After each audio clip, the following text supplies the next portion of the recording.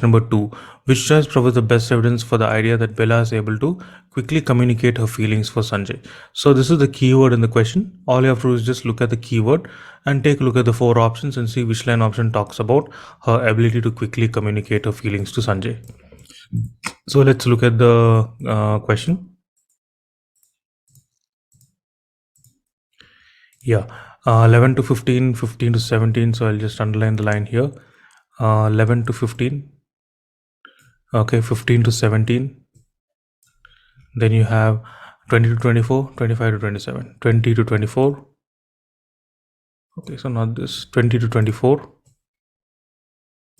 and 25 to 27.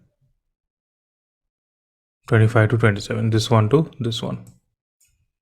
Yeah, so which line option talks about Bella's ability to quickly communicate her feelings?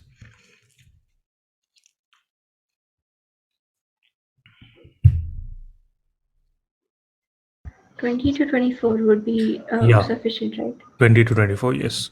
Because here they clearly say in a wordless husband-wife code, she was able to communicate. That means it's very clear that this is the line option that talks about her ability to quickly communicate.